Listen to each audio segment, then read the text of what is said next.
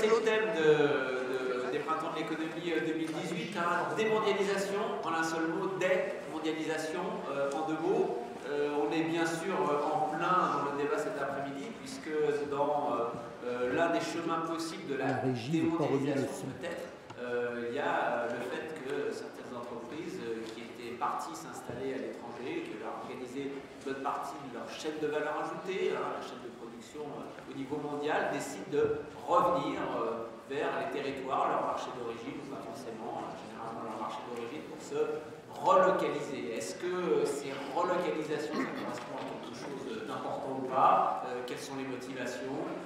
On a deux intervenants qui vont répondre à ces questions, mais je vais les laisser présenter traditionnellement au printemps de l'éco par un étudiant. Bonjour à tous, merci d'être venus pour cette 16e session du printemps de l'économie sur les relocalisations. Donc, entre agilité et rencontrer des avantages comparatifs, les mots sont nombreux pour qualifier un mouvement qui fait penser certains à un signe de démondialisation. C'est un enjeu qui est au centre des préoccupations des Français à propos car le phénomène de délocalisation est très mis en avant par la presse. Donc c'est une session alternative économique. Nous remercions nos partenaires de la Caisse des dépôts, des économies de Turbo et le CNAM. Et nous avons avec nous, donc, autour de la question les relocalisations, quelle réalité, M. Moumoud, qui est spécialiste de la question, qui est économiste et professeur à l'Université Paris-Dauphine, spécialiste des délocalisations, d'immigration et des effets de l'organisation sur l'implantation des entreprises. Nous avons ensuite M. Sylvain Aurélie, qui est PDG d'Orientis Gourmet, qui va nous parler de la relocalisation de l'activité de Kousmiti, avec modérateur M. Christian Chavagneux, qui est éditorialiste alternative économique. Et surtout, n'hésitez pas donc, à poser des questions et à poser des questions Twitter, nous en répondrons quelques-unes. Merci beaucoup. Merci pour cette présentation. Donc, je vais laisser tout de suite la parole à nos deux intervenants. Je vais d'abord laisser la parole à vous, qui va donc vous présenter un petit peu ce que, du côté de l'université, on peut dire sur les relocalisations. Et puis, on aura un témoignage bien précis d'un chef d'entreprise qui a relocalisé, qui va vous expliquer pourquoi, notamment. Merci beaucoup, merci au Printemps de l'économie, aux organisateurs. Comme d'habitude, c'est toujours très intéressant de venir partager les recherches que nous menons à l'université dans le laboratoire de questions d'économie internationale. Et Christian Chavagneux a juste rappelé à l'instant les liens entre les délocalisations et la mondialisation et les liens éventuels qui pourraient exister entre les relocalisations et la démondialisation. Il se trouve que la mondialisation, c'est 5 composantes principales. D'abord, le commerce international, et le commerce qui est de plus en plus un commerce de morceaux de biens, un commerce de biens intermédiaires. Et ça, c'est à cause précisément des firmes qui ont fragmenté leur chaîne de valeur et les ont éclatées de manière tout à fait importante dans les années précédentes vers des pays qui ont des coûts salariaux plus faibles, par exemple, mais c'est aussi des échanges de biens, de variétés de biens, etc. La deuxième composante, ce sont les délocalisations à la recherche de marché. Hein, ce n'est pas celle dont on va parler aujourd'hui. Donc on va, au lieu d'exporter, on va se rapprocher des marchés. Quand Renault achète Nissan au Japon, c'est pour pénétrer le marché japonais. Il ne faut pas confondre ce type de délocalisation à la recherche de marché avec les délocalisations liées au différentiel du coût de manœuvre. Et puis, la troisième composante, c'est la finance. Hein, ça, c'est vraiment la nouveauté, puisque historiquement, ça a explosé dans les années 80. Et ensuite, les technologies et les connaissances, qui sont aussi beaucoup diffusées, bien sûr, grâce aux technologies d'information et de la communication, mais aussi la production de la recherche et développement, qui est faite de plus en plus dans les filiales des multinationales. Et enfin, première composante chronologique de la mondialisation, les migrations internationales, dont on ne parlera pas aujourd'hui. Voilà, donc ça c'est les 5 composantes. Donc pour qu'il y ait vraiment un phénomène de démondialisation, il me semble qu'il faudrait que ces 5 composantes se retrouvent. Ce n'est pas forcément ce que l'on observe. Qu'est-ce que c'est que les relocalisations? Les relocalisations, c'est, ce dont je vais vous parler maintenant, c'est finalement quelque chose qui n'est pas nouveau, qui est apparu, un mouvement qui est apparu à la fin des années 1970. Certaines multinationales américaines qui avaient délocalisé dans les pays à bas salaire de l'époque, Asie du Sud-Est, avaient commencé à relocaliser vers les pays d'origine, vers les États-Unis ou vers le Mexique, des segments d'assemblage qui avaient été délocalisés vers ces pays. Est-ce que c'est un mouvement important? Je vais vous en parler dans un instant, D'abord, quelles sont les définitions qu'on peut en donner? La définition stricte, c'est ce dont a parlé Christian Chavagneux juste à l'instant, c'est le fait qu'une entreprise qui est installée dans les Vosges part vers la Chine et revient dans les Vosges. Voilà. Ça. Retour, de relocalisation de retour vers le territoire d'origine. Donc alors là, ça nous fait penser à des choses comme la réindustrialisation, parce que vous savez que la part de l'industrie dans l'emploi a chuté en France, mais pas seulement en France, dans la plupart des pays industriels. Mais n'empêche que la France conserve un différentiel d'à peu près 6 points avec l'Allemagne, puisque la part de nos emplois manufacturiers dans l'emploi total, ça n'est plus que de 11,8% en France, contre 18% en Allemagne. Donc on a quand même un écart assez important. Donc on pourrait penser que la relocalisation au sens strict, c'est-à-dire de rapatriement d'unités de production, de montage ou d'assemblage, on essaie de me faire taire, mais on n'y arrivera pas. On n'y arrivera pas. Je peux parler fort. Mais simplement pour l'enregistrement, ça va être compliqué. Donc là, il y a quelque chose qui ressemble à du sabotage. Je ne sais pas qui est à l'origine de ce... C'est un sujet sensible. Pas mes étudiantes de Dauphine, en tout cas, qui sont là, je les vois. Bien, mais c'est pas grave, je continue. Est-ce que vous m'entendez si je continue comme ça? Vous m'entendez bien, d'accord. Donc vous voyez, ces relocalisations au sens strict, vous allez voir, je vais vous donner quelques éléments d'appréciation dans un instant. Ces relocalisations au sens strict, elles ne sont pas très nombreuses. En fait, ce que l'on observe, c'est plutôt des relocalisations au sens large. Qu'est-ce que c'est que des relocalisations au sens large? C'est par exemple une entreprise qui était partie à Bombay, dans le textile, l'habillement, la bonneterie exactement, dans les années 90, et qui est revenue, qui était une entreprise belge, qui est revenue à Roubaix, en France. Donc on ne revient pas forcément dans le territoire d'origine. Pourquoi à Roubaix? Parce que là, Roubaix, c'est là où se trouvait sa clientèle, les grands groupes de distribution, etc. C'est de la relocalisation sur large. Et je dirais surtout, la relocalisation, c'est le principe au sens large du terme, et qui est très important à regarder, c'est le frein, c'est le ralentissement des délocalisations dans des secteurs qui étaient, jusqu'à une période très récente, dominés par les pays à bas salaire. En d'autres termes, dans des secteurs dans lesquels les pays développés ont perdu leur avantage comparatif, au profit par exemple de la Chine, de l'Asie, eh bien on sent que les délocalisations diminuent. Parce qu'en fait, les délocalisations verticales liées à des différences de coûts de main-d'œuvre, elles sont au niveau macroéconomique assez minoritaires. La dernière enquête faite en France, qui est celle de l'INSEE, chaîne de valeur mondiale, montre que vous avez 5% des entreprises qui délocalisent, sur 28 000 entreprises enquêtées. 5%, c'est pas beaucoup, mais il ne faut pas faire attention parce que, je vais vous le montrer aussi dans un instant, les délocalisations frappent surtout certains territoires plus que d'autres. Donc, ce n'est pas visible à l'œil nu au niveau macroéconomique, mais quand vous regardez au niveau des territoires, vous allez voir, je vous montrer une carte, c'est quelque chose qui est important.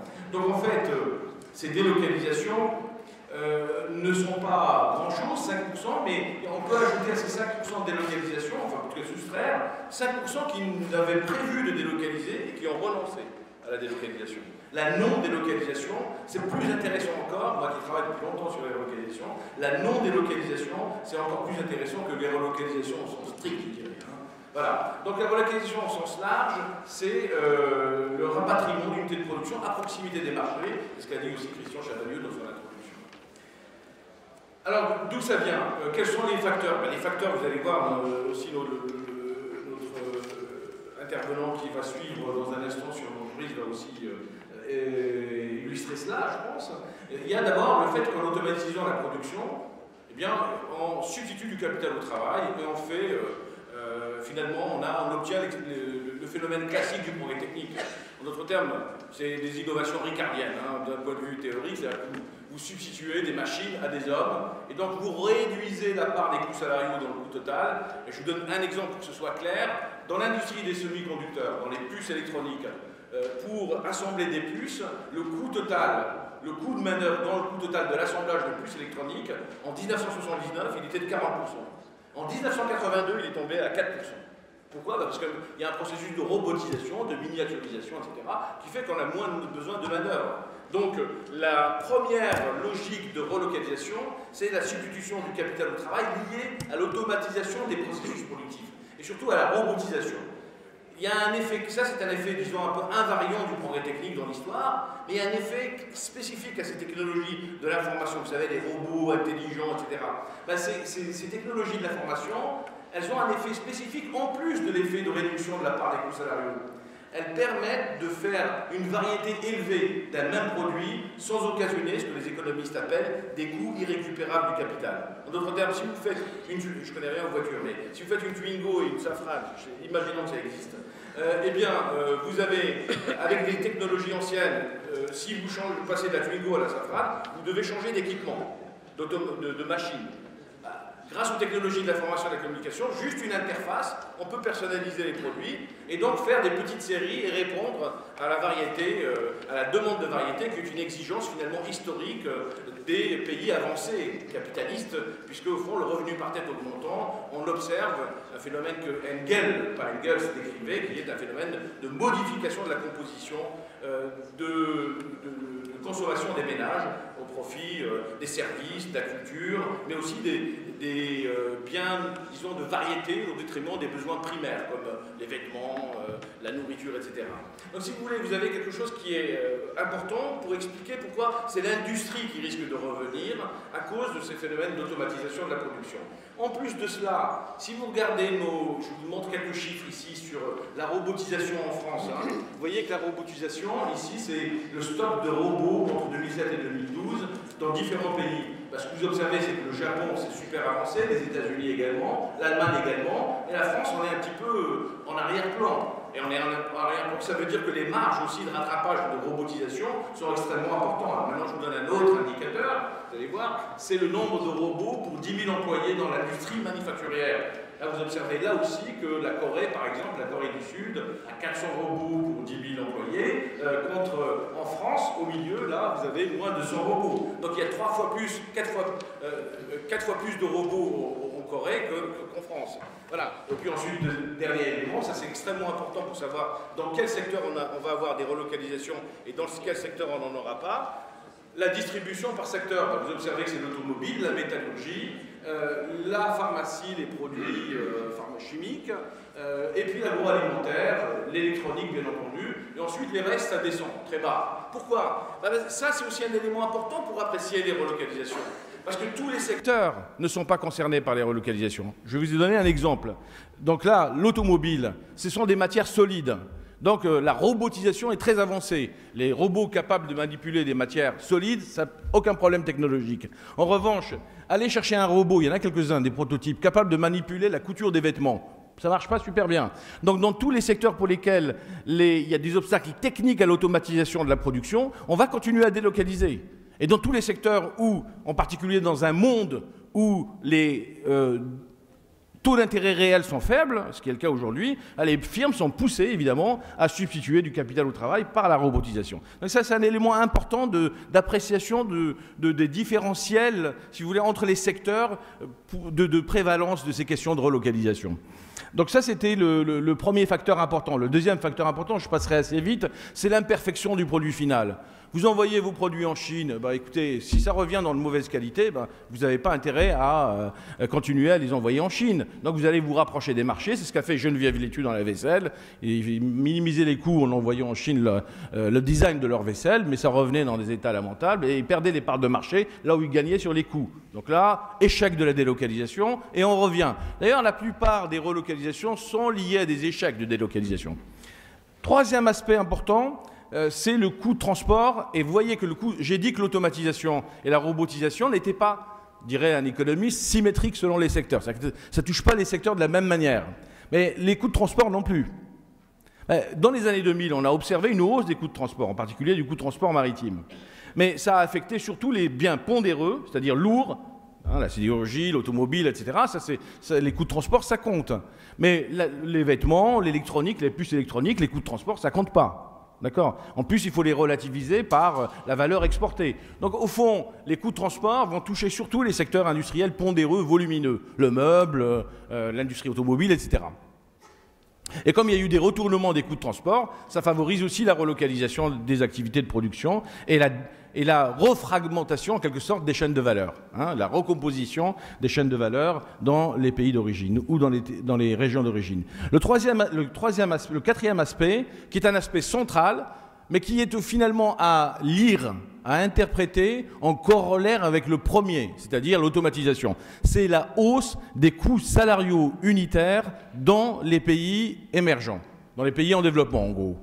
Alors ça, c'est quelque chose de très important parce que si en même temps vous pouvez automatiser la production, sans limite dans certains secteurs, avec en plus un coût d'accès au crédit faible, si en plus vous avez des coûts salariaux unitaires qui augmentent dans les pays du Sud, vous avez un phénomène tout à fait intéressant qu'on va illustrer ici. J'explique ça aux étudiants et aux lycéens qui sont là, mais je pense que tout le monde le sait. La variable clé de la compétitivité internationale, comme des délocalisations, ce n'est pas le niveau de coût salarial.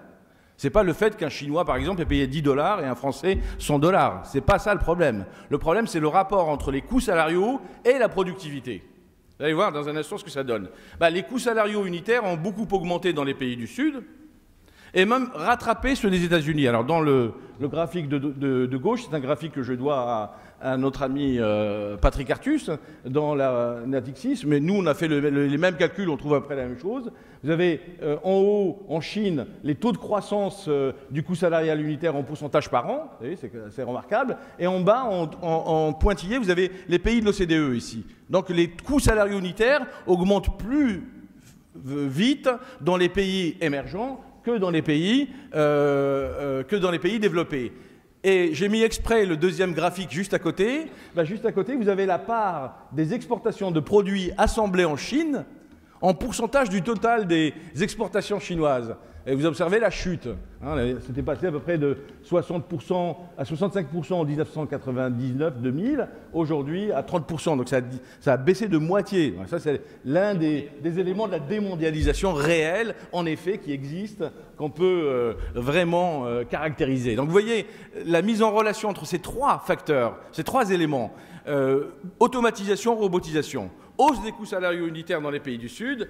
On ajoute à ça la hausse des coûts de transport et des coûts de coordination en général. L'intérêt d'aller dilater sa chaîne de valeur super loin, ça diminue très nettement, très très nettement. Et autre élément, alors ça c'est des calculs que nous avons fait dans un papier récent.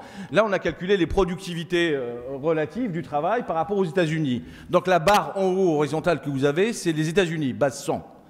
Et puis le reste, c'est les autres pays. Alors ce qui est super intéressant, c'est que l'Allemagne, la France, l'Italie et le Japon connaissent un écart de productivité par rapport aux États-Unis. Il y a un écart de près de 30%. Donc ce qu'on observe durant les années 2008 jusqu'à aujourd'hui, c'est une augmentation faramineuse des gains de productivité aux États-Unis. Plus vite que dans les pays développés. Alors là, vous avez bien l'idée que les coûts salariaux unitaires, qui sont le rapport entre les salaires et la productivité, je le rappelle, bien les coûts salariaux unitaires des pays émergents et ceux des États-Unis ont beaucoup plus convergé que les coûts salariaux unitaires des pays du Sud avec les pays européens. Donc c'est pour ça que les relocalisations sont plus nombreuses aux États-Unis. Ça n'est pas dû à M. Trump qui est arrivé avec ces mesures, c'est dû surtout à ce phénomène de changement. Et comme le marché du travail américain a maintenu des salaires bas, vous voyez bien, si les productivités augmentent et que les salaires restent constants, le coût salarial unitaire diminue au nord. Et il augmente au sud, parce que vous avez vu qu'en Chine, les coûts salariaux augmentent beaucoup. J'ai un autre graphique que je ne vais pas vous montrer, parce que sinon Christian va me dire que je prends trop de temps. Si vous prenez l'évolution des coûts salariaux, ça a augmenté très vite au sud, mais par contre, la productivité, ça n'augmente pas aussi vite. Vous avez vu la Chine, là? Le dernier graphique, c'est la Chine. Donc la productivité relative, l'écart de productivité entre la Chine et les États-Unis demeure extrêmement élevé.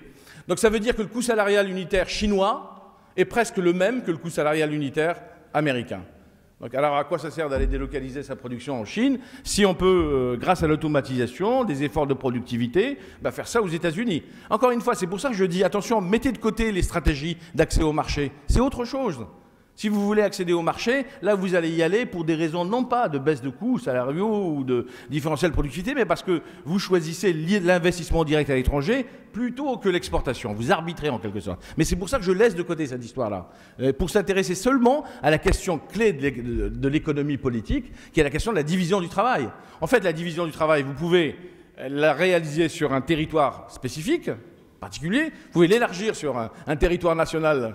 Et puis, vous pouvez l'élargir à l'échelle mondiale. On est dans une période de contraction de l'étendue de la division du travail à l'échelle internationale. C'est ça qu'on observe. Mais ça ne veut pas dire pour autant qu'on peut conclure que c'est la démondialisation totalement. Mais en tout cas, on observe des éléments de contraction de l'étendue, ce qui n'évite pas non plus aussi l'approfondissement des effets de la mondialisation. D'accord? Donc voilà, ça c'était le facteur, enfin à mon avis, qui est fondamental, parce que s'il n'y avait pas eu ces hausses de coûts salariaux unitaires, probablement que les entreprises auraient continué à être attirées par les coûts salariaux bas des pays à bas salaire.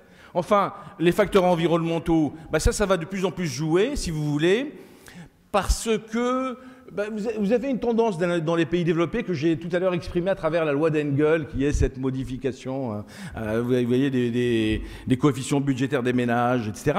Mais finalement, ce qui se passe aussi dans les pays développés, c'est qu'il y a une demande de plus en plus importante pour l'écologie, pour le respect du développement durable, les circuits courts, regardez dans l'agroalimentaire les problèmes que ça pose. Donc au fond, on va avoir des facteurs sociaux, environnementaux qui vont peser, mais ceux-là, ils vont être arbitrés plutôt par les consommateurs que par les firmes. C'est-à-dire qu'au fond, si je regarde moi dans l'étude que nous avons faite pour le ministère du redressement productif, il s'appelait comme ça il y a 3 ans, sur les relocalisations, on observait que c'était quelque chose qui était important dans l'agroalimentaire, en effet, par exemple, parce que les consommateurs vont jouer de leur vote par les pieds, quoi, en gros. Hein. Et donc, si vous voulez, la question du Made in France, c'est pareil. La question du Made in France, elle va jouer, mais elle ne va pas jouer pour tous les biens. Elle va jouer surtout pour les biens de consommation finale, pour lesquels le Made in France va devenir un instrument de différenciation des produits. Alors, c'est le cas du luxe. Hein, L'Oréal a relocalisé pour cette raison, et c'est le cas aussi des produits agroalimentaires, etc. Mais Loiselet, qui avait relocalisé il y a quelques années dans l'industrie sidérurgique, qui est revenu à Noyon, pour repartir après, hein, mais qui était revenu à Noyon, de Chine à Noyon, donc en Picardie, qu'est-ce qu'il a fait? Il a automatisé sa production, la part des coûts salariaux unitaires n'était pas énorme, les coûts de transport avaient augmenté fortement, 12 millions en 12 ans, 1 million de coûts de transport par an, ça coûte énormément. Donc il rapatrie sa production, et quand on lui demande est-ce que le Made in France c'est ça qui compte pour lui, il dit non, moi je m'en fous du Made in France, je préfère même le cacher, parce que je préfère qu'on dise que c'est du Made in Germany, parce que comme ça fait mieux. Donc si vous voulez, si vous vendez des biens intermédiaires à d'autres entreprises, le Made in France, il va être de peu d'utilité. Par contre, si vous êtes en direction des consommateurs directement, là, c'est un facteur de différenciation important. Voilà. Et puis, les coûts de transaction en général, le retour du protectionnisme peut aussi favoriser les relocalisations. Alors, peut-être que je vais juste finir par 2 points. Alors, il se trouve que... j'ai encore un peu de temps? Oh, super, c'est luxueux aujourd'hui. Hein. Habituellement, on est toujours... Donc on va ralentir un peu tranquille, hein, on n'a pas besoin de trop s'énerver. C'est vraiment luxueux ici. Hein.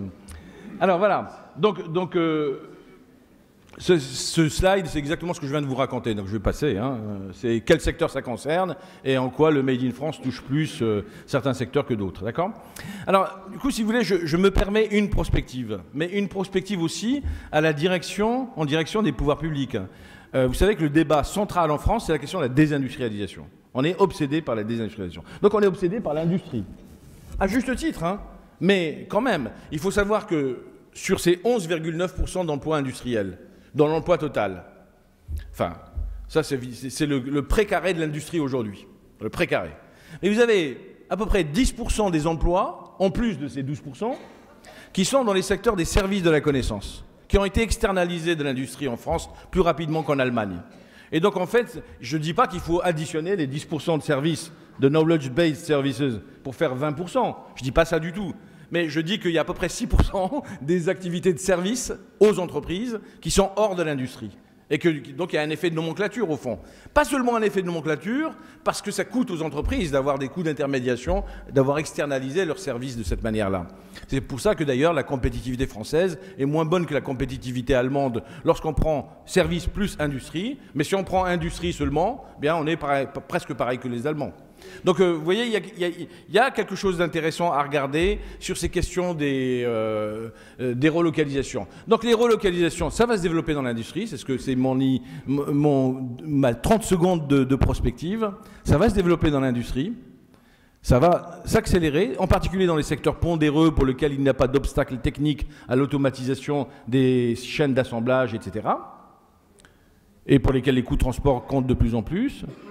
En plus, ces coûts de transport, il faut intégrer l'émission carbone, hein, qui maintenant est comptabilisée dans les coûts de transport. Il faut que ça se leur dit encore plus si on comptabilise les problématiques d'émissions, effets de gaz de serre, etc. Donc, vous allez avoir un retour de plus en plus important dans l'industrie, vers les pays d'origine, pas forcément dans le territoire d'origine stricto sensu. Dans l'étude que nous avons faite, je vous montrerai la carte géographique, sur à peu près, voilà les relocalisations, c'est les points noirs, et puis tout le reste, c'est des types de territoires. Ce que vous observez, c'est que la moitié de ces relocalisations reviennent dans des régions de services, dans des territoires qui sont spécialisés dans les services aux entreprises, etc. Il n'y en a que 17% qui reviennent dans les territoires d'origine, d'accord, dans les points rouges là en particulier. Et puis les autres reviennent dans les points bleus foncés, qui sont des territoires super dynamiques, hein, qui s'en sortent bien dans la mondialisation. Donc vous voyez, on ne revient pas forcément dans le territoire d'origine, et on ne revient pas forcément dans des territoires industriels, on revient plutôt majoritairement dans des territoires serviciels, qui offrent un bon niveau de service aux entreprises. Ça, c'est un élément important à considérer. Donc retour de l'activité industrielle vers les pays d'origine, oui, dans les pays développés, mais attention, n'ayez pas les yeux rivés uniquement sur le matériel, sur ce qui est visible.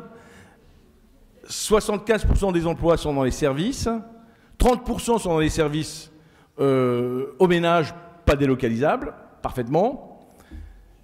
Mais vous avez 35% à peu près, selon les dernières études effectuées, selon nos propres travaux, de délocalisabilité, de potentiel de délocalisation dans les activités de service. Donc en d'autres termes, la prospective que je vous propose, c'est la suivante. L'industrie va revenir, c'est bien. Ça ne va pas créer beaucoup d'emplois parce que vous avez vu que c'est l'automatisation qui tire la relocalisation. Donc pour 10 emplois détruits lors des délocalisations, on recrée un emploi lors des relocalisations. Par contre, ça densifie les territoires, ça fait jouer les sous-traitants, etc. Donc c'est pas mal. Il y a plus de joueurs de football dans cette catégorie que dans la délocalisation. Vous voyez ? Donc c'est un élément intéressant. Mais on ne peut pas faire, ce que je dis, c'est qu'on ne peut pas faire une égalité entre relocalisation et réindustrialisation si on définit la réindustrialisation comme la reprise de l'emploi manufacturier, stricto sensu. Okay ? En revanche, ça peut favoriser le tissu industriel. Et deuxième prospective, les entreprises vont être de plus en plus tentées d'externaliser leurs services, support aux entreprises, la recherche et développement, l'innovation, le marketing, etc., vers les pays qui ont des coûts salariaux plus faibles. Donc en d'autres termes, un mouvement de retour de l'industrie, mais attention, mouvement de départ des services qui n'est qu'au début du processus.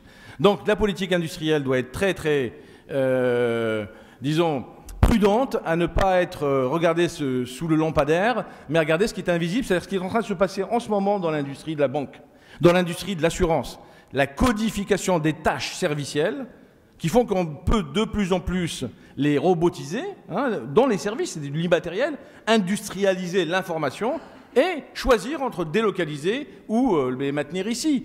Alors qu'est-ce qui fait qu'on va choisir de délocaliser dans les services ? Probablement la qualité du service final, ça va compter bien entendu, donc on va réfléchir, mais si les services deviennent de plus en plus codifiés et qui peuvent être transférés de plus en plus facilement par les technologies de l'information et de la communication, et les coûts de transport sont nuls, contrairement à l'industrie, vous avez vu, les coûts de coordination sont nuls, et les barrières tarifaires, zéro. Donc, si vous voulez, zéro coût de transaction. Attention, retour de l'industrie, mais départ sérieux dans l'avenir des services. Alors, dernier élément que je voulais vous proposer, regardez cette carte géographique, c'est le dernier papier que nous avons publié dans la revue Économie et Statistique sur les chocs de la mondialisation. Là, on a calculé un indicateur de vulnérabilité des territoires, des zones d'emploi ici. On divise la France en zones d'emploi. Zone d'emploi, c'est une zone, j'explique aux étudiants et aux lycéens qui sont là, qui écoutent encore, qui sont un peu tentés de bavarder à côté, mais qui écoutent encore, donc je les tiens encore un peu. Ces zones d'emploi, c'est des zones où travaillent et vivent les gens. Ce n'est pas des territoires administratifs. Ce n'est pas la commune de votre quartier. Enfin, ce n'est pas votre commune. C'est quelque chose de construit par l'INSEE pour fabriquer des territoires économiques. Donc c'est ça qui nous intéresse, nous, parce que c'est là qu'on voit les effets des délocalisations, etc., etc. Donc on en a 322, c'est ça que vous avez comme découpage. Vous observez que le hiatus entre les travaux des économistes et la réalité des perceptions des délocalisations, parce que quand vous discutez avec le grand public, etc., ils vous disent que c'est les délocalisations qui détruisent tout. Et puis les économistes continuent à dire, mais non, sur 300 emplois détruits, 290 le sont à cause des gains de productivité, comme on l'a vu aux États-Unis, là, et du progrès technique. très peu par les délocalisations. En revanche, là où le hiatus est levé, en quelque sorte, la contradiction est levée entre les travaux des économistes au niveau macro et les perceptions du public, c'est quand on travaille au niveau local, là on observe que les points noirs, là, c'est les points où vous pouvez avoir des chocs à 100% des emplois locaux, ou à 90%, ou à 80%. Donc certes, ça représente que 5% des destructions d'emplois à l'échelle macro, mais à l'échelle locale, dans certains territoires, il peut y avoir des chocs majeurs. Et comme il n'y a pas de mobilité du travail entre les régions, entre les endroits où il y a des difficultés de recrutement, où il y a du chômage, et les endroits où il y a des difficultés de recrutement, on ne trouve pas les emplois qu'on recherche. 300 000 emplois offerts qui ne trouvent pas preneur, c'est le chiffre du MEDEF, mais le chiffre de Pôle emploi, c'est 290 000, donc on n'est pas très loin.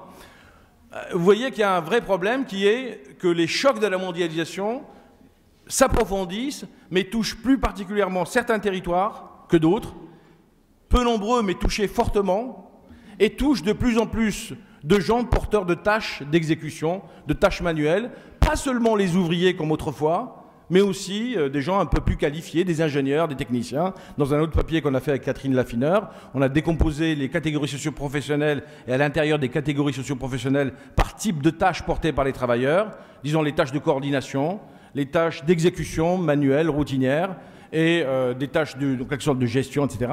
Ben, vous observez qu'il y a des gagnants de la mondialisation tout le temps, c'est ceux qui se coordonnent, et ceux qui managent, les managers, les coordonnateurs, les gestionnaires gagnent, et ceux qui perdent, c'est les ingénieurs, les techniciens et les ouvriers de la production. Donc ça, c'est vraiment un élément important qu'il faut regarder, et aussi dans les services, puisque ça touche les services. Donc il y a des effets très localisés. Mais quand vous regardez les relocalisations, ben, les relocalisations, elles sont aussi territorialisées. Donc ce n'est pas un phénomène majeur, macroéconomique, c'est certains territoires qui bénéficient de ces relocalisations. Donc là, c'est le nombre de relocalisations qu'on a à peu près 2005. Vous voyez que ça se répartit dans des points qui sont plutôt dans, vous avez une dorsale là, industrielle, hein, nord-est, et puis vous avez en nord-ouest aussi également des éléments de relocalisation. Pas forcément, encore une fois, dans les territoires d'origine, mais c'est intéressant. Donc, qu'est-ce que ça veut dire? Ben, ça veut dire que j'en tire en quelque sorte 3 leçons. D'abord, il existe des territoires dynamiques qui exportent et innovent et qui relocalisent la production également potentiellement, qui sont des réceptacles de la relocalisation, pour lesquels il faut investir dans leur performance pour les aider à connecter mieux les services et l'industrie en particulier. Il y a des politiques de soutien qui ne doivent pas être confondues avec les politiques de soutien, disons, aux territoires à grande performance d'exportation. Cela mérite d'autres types d'actions. Par contre, il y a des politiques défensives, en quelque sorte, de soutien aux territoires qui risquent de subir des chocs. Et pour faire ça, il faut avoir un appareil d'observation des chocs de la délocalisation au niveau le plus fin, c'est-à-dire une radioscopie précise. Donc cet indicateur nous permet de le faire. Cet indicateur, c'est un indicateur de vulnérabilité au risque de délocalisation. Et si on sait suffisamment à l'avance où vont se produire les délocalisations ou les risques en fonction de toute une série de variables, en particulier de cet indicateur, on peut avoir une politique publique qui, au lieu d'intervenir après coup, une fois que le choc a eu lieu, comme ça s'est fait, je donne un exemple, le Choletais a été une région à l'ouest, là, hein, traditionnelle du textile et de la chaussure. On a même vanté la spécialisation flexible de cette région. En 1995, aux accords de Marrakech, de l'OMC, on a décidé 2 choses fondamentales pour l'une et pas fondamentales pour l'autre. La chose fondamentale qu'on a décidé, c'est de mettre en place les droits de propriété intellectuelle, protégeant les pays développés dans les secteurs d'innovation. L'informatique, les logiciels, la pharmacie surtout, et donc des brevets beaucoup plus lourds, etc. Et puis on a dealé, en quelque sorte, on a fait un accord pour démanteler l'accord multifibres, qui était l'accord qui protégeait les pays développés des importations de textiles, d'habillements, de cuir, de chaussures, etc. Qu'est-ce qui s'est passé sur ce territoire? Ben, il s'est passé que, comme c'était un territoire qui était spécialisé, donc vulnérable à ce type de choc, le jour où, en 2005, ça a été démantelé, alors qu'on le savait depuis 1995. On savait que 10 ans plus tard, c'était l'agenda de l'OMC, on savait que l'accord des multifibres, ce serait terminé. L'accord sur les vêtements, terminé. On a attendu, et puis on a donné de l'argent ensuite au territoire, un peu de manière saupoudreuse, etc. On a peut-être culpabilisé les travailleurs qui n'ont pas délocalisé, qui n'ont pas changé de localisation, des choses comme ça, mais on n'a rien fait de fondamental, sinon gaspiller de l'argent public. Je vais vite parce que j'ai pas le temps. Et donc l'idée de base, c'est anticiper les chocs du point de vue défensif pour éviter que l'intervention vienne après coup, vienne trop tard. Et pour ça, effectivement, il faut cette connaissance de l'appareil productif.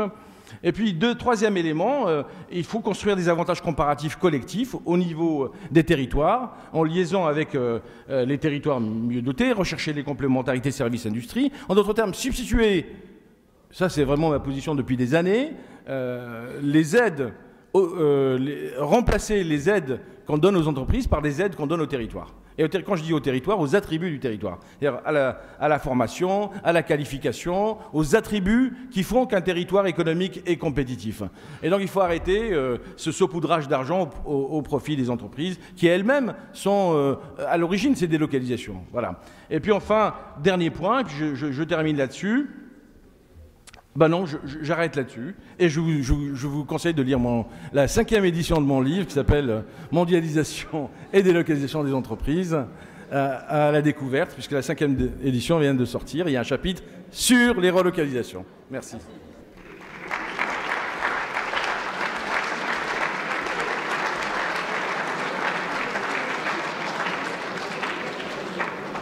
Une des meilleures synthèses que j'ai jamais entendues. S'il vous plaît, on n'a pas terminé. Une des meilleures synthèses que j'ai jamais entendues sur les questions des relocalisations. Juste, il y a une promesse qui a été faite au moment de la présentation. Combien il y a de relocalisations en France? Qu'est-ce que c'est en fait le phénomène? Juste en un mot. Hein. Bon, alors, donc, c'est dommage que en un mot, il y a en gros 200 opérations de relocalisation. Opérations, hein, c'est-à-dire 200 cas de relocalisation depuis 2005. Il y en a 200. C'est rien. C'est rien. Et surtout, attention aux journalistes, là je m'adresse aux journalistes parce que je les connais bien, mais pas toi, pas Alternative économique, vive Alternative économique, mais certains journalistes vont un peu vite en besogne, j'en ai connu un peu, qui étaient très très attirés par les relocalisations d'une entreprise qui avait relocalisé ses lunettes. Et en fait, cette entreprise qui avait relocalisé ses lunettes n'a relocalisé que 10% de ça. Donc il faut faire attention, il y a peu de cas et la part des opérations relocalisées n'est pas totale. Donc ils ont continué à délocaliser 90%, mais ils ont fait une super publicité marketing sur les 10% de relocalisés et ça a donné d'ailleurs des éléments d'avantage, alors que les aides publiques ne sont pas celles aux entreprises, ne sont pas celles qui favorisent les relocalisations. Sur les 200 entreprises, là, il n'y en a que 6% qui ont utilisé les aides publiques directes pour relocaliser. Elles l'ont fait en raison des motivations que je vous ai indiquées il y a un instant. Eh bien, merci. Un relocalisateur, on en a un. Donc, on a eu la théorie générale, les éléments de cadrage. Et maintenant, on a un chef d'entreprise, une stratégie concrète sur le terrain. Et il va nous en faire profiter, Sylvain Aurémy. Merci. Merci. J'ai pris un cours également. Et ça m'a rappelé beaucoup de choses. Ça m'a rappelé ce que j'ai vécu ces 10 dernières années dans mon entreprise. Et ce qui a été dit, c'est produit chez moi. Donc effectivement, comme vient de le dire Christian Chavagneux, on a eu le cours théorique et on va avoir l'application maintenant. Alors, qui sommes-nous? Orientis, c'est un groupe français qui possède 2 marques, Kousmiti et Love Organic, qui sont des marques de thé et d'infusion. C'est une entreprise que j'ai rachetée, Kousmiti, en 2003. Qui était une toute petite entreprise qui produisait à la main dans des petits ateliers au fond d'une cour à Paris, qui produisait des thés. Mais c'est une entreprise qui avait une histoire puisqu'elle a 150 ans l'année dernière et qu'elle est née en Russie en 1867 à Saint-Pétersbourg, qu'elle a une histoire. Les tsars de Russie, les 2 derniers, Alexandre III et Nicolas II, buvaient le bouquet de fleurs de Kousmiti.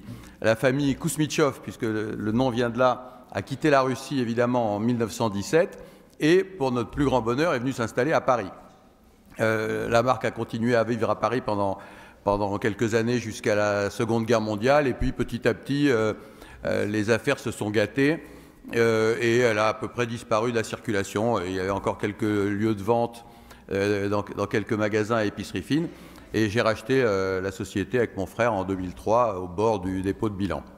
Alors qu'est-ce qui se passe en 2003 quand on rachète Kousmiti? Donc la production est faite avenue Niel au fond de la cour, dans des anciennes écuries. Tout est fait à la main. Les boîtes en métal sont fabriquées en France, dans la région parisienne également. Et puis on regarde un petit peu la chaîne de valeur. Qu'est-ce qu'il va falloir faire pour remettre l'entreprise sur les rails? Et évidemment, en dehors de toutes les actions marketing, il faut qu'on arrive à produire à un prix raisonnable pour pouvoir vendre à un prix qui correspond à notre marché. Et pour produire un prix raisonnable, eh bien, il faut qu'on arrive à acheter des ingrédients, c'est-à-dire à la fois le thé, mais aussi les boîtes qui servent à le contenir, et à fabriquer des sachets de thé à un prix raisonnable.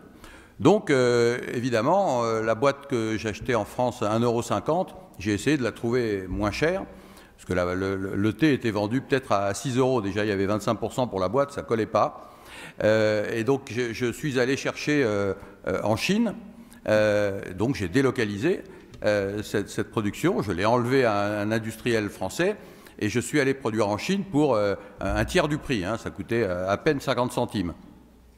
En 2004-2005, on est parti faire ces boîtes de thé en Chine avec un prestataire chinois qui faisait un excellent travail d'ailleurs. Et parallèlement, il a fallu donc que je fasse des sachets. Alors, chez Kousmi, en 2003, on faisait des sachets avec des machines à coudre Singer. Vous savez, il y avait la petite dame qui était derrière sa petite machine et qui cousait les sachets pratiquement à la main. Et donc, évidemment, ça revenait une fortune. Et on a trouvé un prestataire au Maroc, qui est le plus gros du monde aujourd'hui pour la fabrication de sachets de qualité, des sachets en mousseline de coton. Et donc, au Maroc, on a réussi à produire ces sachets à un prix tout à fait raisonnable, parce que c'était que de la main-d'œuvre. Enfin, les mêmes dames cousaient leurs sachets à la main, mais enfin, elles étaient payées des sommes ridicules, évidemment, par rapport au salaire français, et elles avaient une productivité extrêmement forte. Et donc on faisait produire nos sachets, comme la plupart des marques de thé à l'époque, on faisait produire nos sachets au Maroc. Et grâce à ça, on a réussi à conquérir le marché du thé premium. Hein, on n'est pas concurrent de Lipton, en tout cas pas concurrent direct de Lipton, Twinings et autres. On a réussi à conquérir le marché du thé premium et à devenir aujourd'hui leader français du thé premium et acteur de plus en plus important en Europe et dans le reste du monde. Du coup, on a commencé à faire pas mal de quantités et de boîtes et de sachets. Et moi, stratégiquement, j'ai évalué les risques que courait mon entreprise. Il faut toujours évaluer les risques que court l'entreprise. Ça permet de voir venir un petit peu avec un peu d'avance. Alors, j'ai identifié 3 risques que comptait mon entreprise. Le premier risque, c'est la difficulté de s'approvisionner en thé. Évidemment, c'est notre matière première. La difficulté de trouver du bon thé, c'est un vrai problème, au bon prix. Le marché du thé premium augmentant beaucoup, on a de plus en plus de difficultés à trouver du thé parce qu'il y a une concurrence acharnée et beaucoup de gens qui achètent ce thé de qualité. Bon, on a identifié ce problème. On le traite et on fait en sorte de nouer des partenariats partout dans le monde avec des fournisseurs de thé de qualité. Le deuxième sujet de risque qu'on a identifié, ce sont les boîtes. Les boîtes étaient produites en Chine, donc, et on n'est jamais à l'abri, quand le producteur est loin, d'une rupture, c'est-à-dire un retard de livraison, une mauvaise qualité, un blocus, pourquoi pas en Chine, une grève des salariés chinois, ça ne va pas arriver très souvent, mais enfin, il peut se passer des problèmes de rupture localement. Et donc, on a identifié ce problème parce que là, les boîtes, elles étaient faites en Chine. Si j'avais plus de boîtes, je n'avais plus de thé et mon entreprise s'arrêtait. Donc, c'était un gros risque. Et troisième risque, le risque de production des sachets. Les sachets, c'est 30 à 40% de nos volumes, donc c'est aussi très important.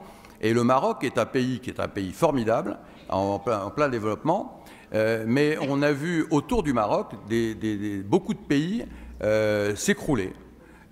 Certains modérément, même si la Tunisie, par exemple, qui est voisine, et qui est à côté, qui est pas loin, c'est pas complètement effondré, hein. Il y a quand même une grande rupture à un moment. Et puis on voit la Libye, la Syrie, des pays du Maghreb et du Moyen-Orient qui se sont complètement effondrés, dans lesquels on ne peut plus produire. Et je me suis dit que si jamais ça se passait au Maroc, eh ben, j'aurais plus de sachets pratiquement du jour au lendemain, parce que ces printemps arabes sont arrivés très vite et ils ont complètement cassé la production. Et donc je me suis dit qu'il fallait que je protège mon entreprise contre tous ces risques. Pour le thé, de toute façon, il ne pousse que dans des pays lointains, donc il ne s'agit pas de le faire pousser en France. En revanche, pour les boîtes, on a décidé d'essayer de les rapatrier. Et qu'est-ce qui nous a aidé à la rapatrier? Parce qu'évidemment, on a été voir des industriels français en leur disant, faites-nous des boîtes rondes, agrafées, etc. Ils n'y arrivaient pas. Enfin, s'ils y arrivaient, c'était toujours à un prix qui était au moins au double des Chinois. Il y a une chose qui nous a aidé, c'est l'effet volume. Parce qu'on a grandi, notre marque s'est développée, on a fait de plus en plus de boîtes, et le même industriel à qui on avait demandé 3 ans avant de nous faire des boîtes à un prix raisonnable est revenu vers nous en disant, mais maintenant que vous avez grandi, vous avez doublé votre volume, triplé votre volume, eh bien je suis en mesure de vous faire un prix compétitif. Et c'est comme ça qu'en 2006, on faisait 250 000 boîtes de thé, en 2012, on faisait 1 million. Donc avec 1 million de boîtes, l'industriel qui est dans le Loiret a réussi à nous faire des boîtes au même prix qu'en Chine, rendues chez moi. Il ne faut pas oublier ce point, on y reviendra parce que c'est un point important, mais arrivé au Havre, puisque nous produisons au Havre, l'industriel français était même légèrement moins cher de quelques centimes que le chinois. Pourquoi est-ce qu'il était moins cher? D'abord parce qu'il avait réussi à automatiser un peu son travail, parce que mes quantités avaient augmenté, mais aussi évidemment parce que les salaires chinois avaient augmenté fortement, parce que le fret avait augmenté, le pétrole avait augmenté, donc c'était de plus en plus cher de produire en Chine et de ramener les produits chez nous. Et donc l'industriel du Loiret, lui, il a résolu ce problème, puisqu'il était tout près de chez nous, et donc il évitait ses coûts de transport et la hausse des coûts de main-d'œuvre des salariés chinois. Et donc on a fait produire nos boîtes à Orléans à partir de 2012 et à un prix tout à fait raisonnable, et on continue à les produire là-bas. On a augmenté, on fait 2 millions de boîtes cette année, et cette PME à qui on a fait confiance et qui nous a fait confiance a doublé son chiffre, en tout cas sur ces boîtes-là, et d'ailleurs a pris d'autres intervenants du thé. Donc il y a eu un effet très positif sur eux en tant que sous-traitants. Comment il s'appelle? Corep, la maison Corep, qui se trouve dans le Loiret, près d'Orléans. Le problème restait au niveau des sachets. Alors, les sachets de thé étaient faits au Maroc. Il se trouve que là, l'automatisation a joué. Les Japonais ont créé des machines capables de faire des sachets de très bonne qualité, alors qui n'étaient pas des sachets en mousseline de coton comme le font les Marocains, mais des sachets en PLA, donc un truc tout à fait naturel à base de maïs. Et les Japonais ont créé des machines qui automatisaient la fabrication de sachets, c'est-à-dire on met le thé en vrac d'un côté et sort le sachet à l'autre bout, cousu avec l'étiquette dessus et éventuellement dans une surenveloppe qui permet de le mettre dans une boîte. Notre fournisseur marocain a commencé à les installer dans son pays et on lui a proposé de faire une association en France. On a créé une joint venture au Havre et on a installé donc à 50-50 une usine, un atelier de fabrication de sachets avec ces machines japonaises, et on a commencé à produire donc jusqu'à donc entre 2014 et 2017, on a produit la moitié de nos sachets en France avec l'aide technologique de ce partenaire, parce que ce n'était pas très évident de régler ces machines. Lui en avait l'expérience. Et puis en 2017, lui n'a pas trouvé son compte à cette association parce qu'il avait d'autres choses à faire dans son pays. On l'a racheté et donc on a installé chez nous la totalité de nos sachets. Encore une fois, la technologie va nous aider puisque les mêmes Japonais ont sorti une nouvelle machine qui va nous permettre d'avoir 100% de nos sachets fabriqués en France avec une productivité bien meilleure et donc finalement au même prix que les sachets du Maroc. Donc cette année, là, la machine va arriver en courant de l'été. On va reproduire la totalité de nos sachets. 100% des sachets Kousmiti seront faits en France d'ici la fin de l'année. à un coût absolument raisonnable et qui nous permet de vendre à des bons prix. Qu'est-ce qui nous a permis pourquoi est-ce qu'on a relocalisé d'abord? Parce que j'aurais pu continuer à faire mes sachets au Maroc s'il n'y avait pas ce risque politique. Il n'y a pas que le risque politique. Le grand intérêt de produire en France, d'abord, c'est que la France est notre premier marché. Et donc, on produit près de chez nous, ce qui paraît à peu près logique. Deuxièmement, l'Europe est notre deuxième marché. Donc, c'est encore une meilleure raison de produire et nos boîtes et nos sachets en France plutôt qu'en Chine et au Maroc. Et ça nous donne surtout une flexibilité, une réactivité de produire nous-mêmes nos sachets. D'abord de les avoir très vite, puisqu'il n'y a plus ces temps de transport. Avant, il fallait envoyer le thé au Maroc, attendre qu'ils reviennent pour pouvoir le vendre. Aujourd'hui, on a une réactivité qui est importante et qui, vous le retrouvez dans le textile, par exemple, dans l'habillement, c'est très utile d'avoir les vêtements très vite. Nous, c'est pareil. Il faut qu'on puisse produire très vite, qu'on puisse produire aussi des petites séries. Parce qu'il y a certains grands magasins qui nous demandent des séries limitées. On est en mesure de le faire très rapidement. On a cette agilité et on peut surtout produire juste à temps et ne pas porter des stocks importants. Parce que quand vous devez envoyer du thé au Maroc, c'est un stock important qui est immobilisé. Le temps qu'il soit fait là-bas, on perd 2 à 3 mois. Et ces 2 à 3 mois, c'est nous qui les finançons. Et aujourd'hui, on gagne cet effet financier grâce à cette relocalisation. On a relocalisé aussi parce que, alors d'abord, les salariés français sont très qualifiés. On a des talents en France à tout niveau. On a des salariés qui sont bons, qui travaillent bien. Et on a eu la chance, vous allez voir que le mot est cruel, mais dans notre région du Havre, il y a beaucoup de main-d'œuvre disponible parce qu'il y a eu beaucoup d'usines qui ont fermé. Et on a une main-d'œuvre disponible, de bonne qualité et à un coût raisonnable. Et donc ça nous a permis, grâce à cet avantage, de produire au Havre. Alors produire en France, c'est très bien, mais à quoi ça sert? On produit au même prix qu'en Chine ou au Maroc finalement, à peu de choses près, donc à la limite je n'ai aucun avantage. Et pourtant, on produit en France, donc on est, en dehors du produit lui-même, le thé, on est made in France. On est ce qu'on appelle aujourd'hui French Fab, avec le hashtag qui va devant. La French Fab, c'est un label qui a été créé par la BPI, qui au passage est une excellente banque pour les PME et les ETI.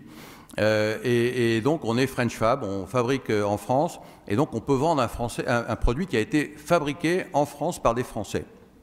Alors vous allez me dire, c'est très franchouillard votre histoire, c'est très patriote, voilà, est-ce que c'est très mondial tout ça? En fait, moi je vous dirais non, forcément on pourrait produire ça n'importe où. Mais vous là, je parle aux jeunes, hein, les autres n'écoutez pas, vous tous les jeunes là, les millennials, les 18-34 ans, qu'est-ce que vous voulez?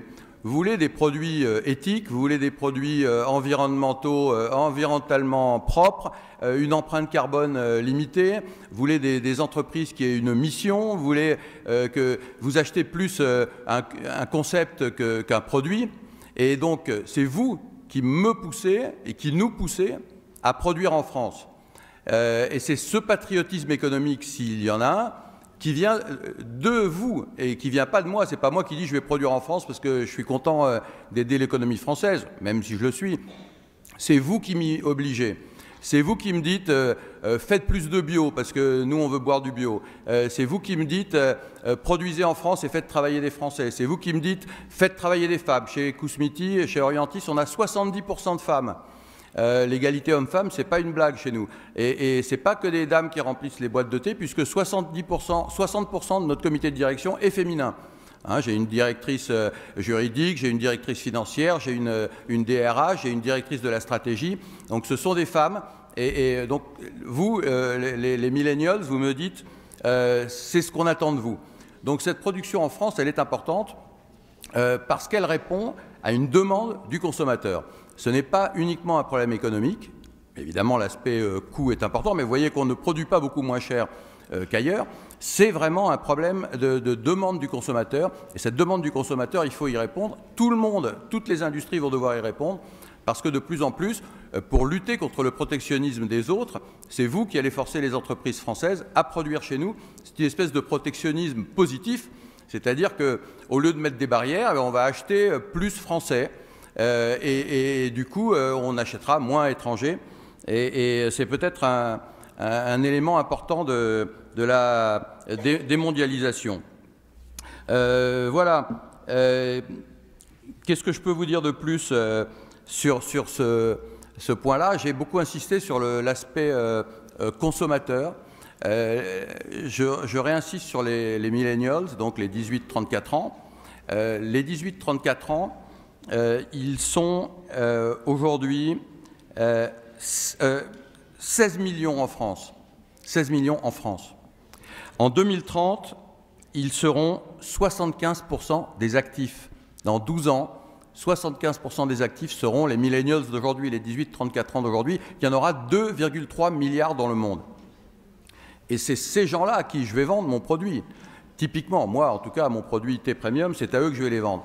Et donc, ces 2,3 milliards, ils m'intéressent et je les écoute. C'est-à-dire que quand ils me disent un truc, ça ne tombe pas dans l'oreille d'un sourd. Et les 16 millions de Français millénials qui me disent mon vieux, moi je veux que tu fasses du thé bio, je veux que tu fasses du thé en France, je veux que tu emploies des femmes, je veux que tu sois environnementalement propre, etc. Ça, je suis obligé de les écouter et c'est pourquoi la relocalisation est un vrai effet aujourd'hui, c'est quelque chose qui existe et on en est un exemple. Et quand je reprends un peu les 5 points de Moup tout à l'heure, l'automatisation, on est passé par là, les imperfections, effectivement en Chine, on avait des boîtes qui arrivaient qu'on était obligé de mettre au rencard parce qu'elles n'étaient pas bonnes, on ne les renvoyait pas là-bas évidemment, mais on les payait quand même. Les coûts de transport, on en a parlé, le fret nous coûtait de plus en plus cher, et les coûts de transport pour aller au Maroc et en revenir. La hausse des salaires en Chine, on l'a vécu à plein, et les facteurs environnementaux dont je viens de vous parler, et qui ont été évidemment un axe majeur. Voilà, dans la vraie vie, ce que la théorie nous a expliqué tout à l'heure. Moi, je l'ai vécu dans la vraie vie et j'espère que je vous ai fait passer le message aussi avec autant de passion que Moup tout à l'heure. C'était vraiment passionnant, merci. C'est la première fois que je vois un chef d'entreprise vous expliquer aussi clairement sa stratégie et c'est très très complémentaire de ce que nous a dit Moup.